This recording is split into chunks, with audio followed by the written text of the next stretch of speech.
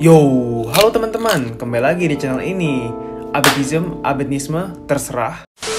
Halo semuanya, kembali lagi di channel Abedisme. Maaf ya, udah lama nggak upload video. Soalnya aku juga lagi banyak pekerjaan di dunia nyata, seperti itulah. Ngomong-ngomong soal pekerjaan, di Social Syndrome episode 5 ini, aku bakal menceritakan tentang dua orang penulis berita di media online yang entah bagaimana artikel tulisan mereka menjadi kenyataan, lalu hal itu mengancam diri mereka.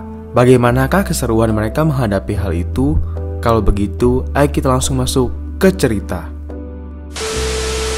Ini adalah Tu dan Pon. Mereka berdua merupakan penulis artikel berita di media online yang bekerja untuk Wu, bos mereka di Berita 88. Walau mereka berteman baik, tapi kemampuan menulis berita Pon lebih lihai dibandingkan Tu, yang seringkali juga membuat Tu iri ketika ia diberikan gaji lebih kecil, sedangkan Pon mendapatkan bonus.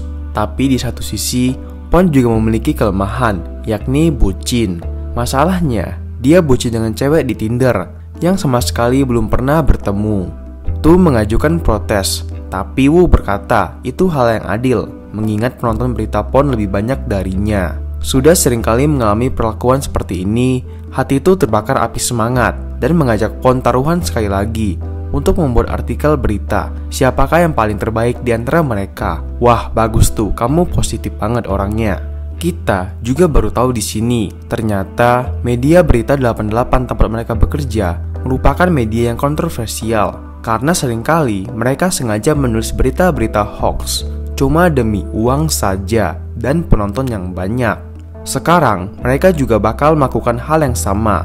Tu menuliskan tentang idol bernama Lamon yang bunuh diri di gedung rumah sakit di tempat pacar Tinder Pon bekerja. Lamon bunuh diri karena ada masalah dengan percintaan, ucap Pon menambahkan ide hoax mereka. Lalu di satu sisi, Pon juga menuliskan artikel hoax lainnya, yakni tentang rumah sakit tempat pacarnya bekerja, si Jen. Hoaxnya itu merupakan rumah sakit yang sengaja menyebarkan virus dan juga menjual vaksin supaya perusahaan mereka untung besar. Sesudah menulis dua artikel hoax itu dengan lengkap, mereka pun menunggu sekitaran 2 jam. Dan ternyata, jumlah penonton Pon lebih besar ketimbang Tu. Pon menghina Tu dengan komentar-komentar negatif di artikel Tu yang membuatnya kesal lalu pergi. Baru saja ingin meminta maaf, pacar Pon si Jen tiba-tiba menelpon. Biasalah, bucin di malam hari. Waktu berlalu, dan tiba-tiba saja berita yang dibuat Tu naik melejit tinggi. Besok paginya, Pon yang bucin memaksakan diri untuk bertemu dengan Jen secara diam-diam di tempat Jen bekerja. Sekaligus pertemuan pertama Pon dengan pacar Tindernya itu. Ia juga membawakan hadiah berupa tas yang mahal. Aneh, Jen seakan tak berniat bertemu. Ia menolak kedatangan Pon via telepon dan menyuruh Pon menitipkan saja hadiahnya kepada resepsionis. Lalu, kegalauannya juga ditambah lagi dengan berita milik Tu yang secara ajaib banyak pengunjung. Berita itu viral. Di sana juga ada Wu, bos mereka, yang menangis karena berita hoax Tu entah bagaimana menjadi kenyataan tentang idol bernama Lamon yang beneran meninggal dan penyebabnya juga karena masalah percintaan. Kebetulan, Wu merupakan fans berat dari Lamon. Kedua orang tadi langsung bingung mengapa berita mereka tulis menjadi kenyataan. Apakah penyebabnya? Wu memotong pembicaraan mereka dan mengatakan ia menempelkan stiker Dewi Cyber di bawah laptop karyawannya itu. Dia adalah dewi modern yang disembah banyak orang. Tu dan Pon tak percaya hal itu. Lalu sebuah telepon masuk di handphone Wu dan setelahnya ia izin untuk pergi. Beberapa waktu berlalu. Saat sedang masak Indomie, sekelompok polisi datang ke kantor Berita 88. Tu yang sadar hal itu langsung mengajak Pon pergi. Kita menulis berita hoax dan sekarang berita itu menjadi kenyataan. Wajar saja polisi curiga kepada kita, ucapnya. Benar, ketika di jalanan mereka menonton berita yang dimana Wu, si bos yang sudah tertangkap. Wajah mereka juga disebarkan sehingga sekarang mereka tak bebas bergerak. Merasa ada yang janggal dengan alur kejadian sebelumnya, Pon menduga kalau ini semua sudah direncanakan Tu. Penyebabnya apalagi kalau bukan Tu yang selalu cemburu kepadanya. Pon pun langsung memisahkan diri. Ia pergi ke rumah Jen. Wah, kurang tahu nih, dari mana dia dapat alamatnya. Pokoknya lanjut aja ya. Nah, di sana muncul seorang wanita yang tampak seperti Jen, juga menggunakan tas yang sama dengan hadiah Pon. Tapi gadis itu malah tak mengenali Pon. Bahkan ia mengatakan sudah memiliki suami.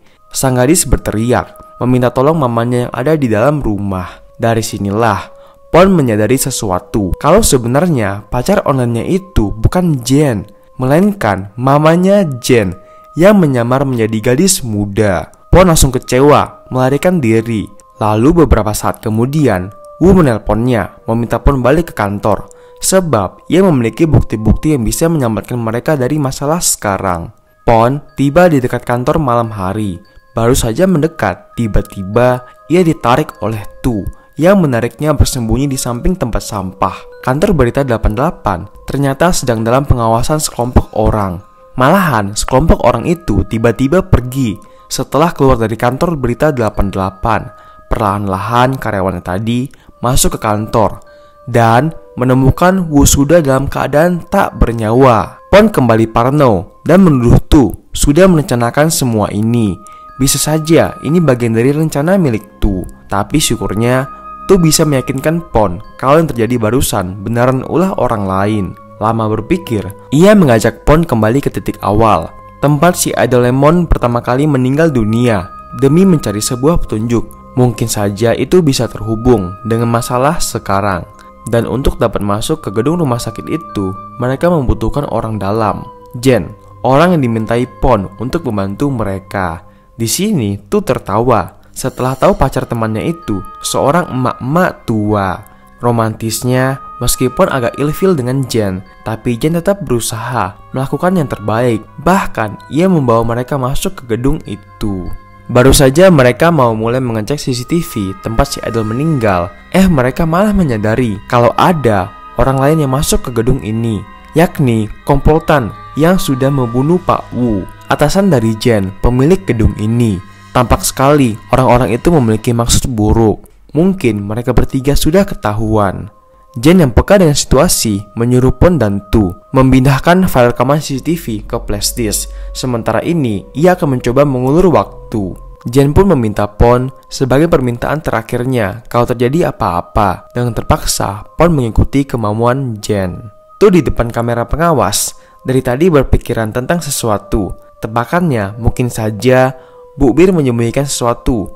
Mungkinkah itu berkaitan dengan virus di daging yang perusahaan mereka lakukan, seperti artikel yang tulis oleh Pon di dalam berita hoaxnya. Sepertinya itu benar, karena dari CCTV mereka melihat Jen yang ditembak mati oleh Bu Bir, sang atasan.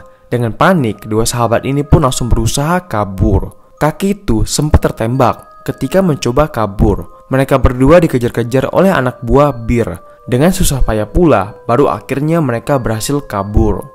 Kini semuanya sudah selesai. Sudah ada polisi di depan gedung rumah sakit. Tu juga langsung mendapatkan perawatan medis.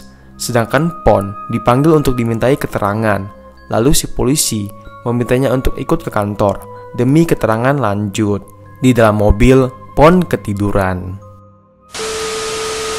Saat bangun, ia sudah berada di ruangan kosong dengan posisi tubuh yang terikat. Ada si polisi tadi di ujung pintu. Masuklah seorang wanita. Itu adalah Bu Bir, atasan dari Jen, sekaligus si pemilik gedung rumah sakit. Yang kalian masih ingat kan? Pon menuliskan berita hoax tentang rumah sakit yang menyebarkan virus dalam daging supaya mereka bisa mengambil keuntungan dengan membuat vaksinnya. Nah, ternyata seperti dugaan Tu, berita hoax yang ditulis oleh Pon, tak kenapa itu juga beneran menjadi kenyataan. Inilah alasan dan bukti kuat kenapa Bir mengincar dirinya. Dan Bir juga heran mengapa Pon bisa tahu rencana perusahaannya. Wah, ini adalah karma dari seorang penulis berita hoax. Makanya jangan pernah melakukan hal-hal konyol seperti itu ya teman-teman. Kita nggak tahu apa yang bakalan terjadi ke depannya kalau kita melakukan hal seperti itu. Bisa aja kan, ternyata hoax yang kita publish di internet dapat mempengaruhi orang lain untuk mereka melakukan suatu tindakan yang ya seperti si Bir ini gitu kan. Ya kali ini gue setuju sih dengan Bir. Bagaimanakah pendapat kalian teman-teman? Silahkan tulis di komentar ya. Yang penting kalian jangan komen hoax aja ya. Kalau gitu terima kasih dan enjoy!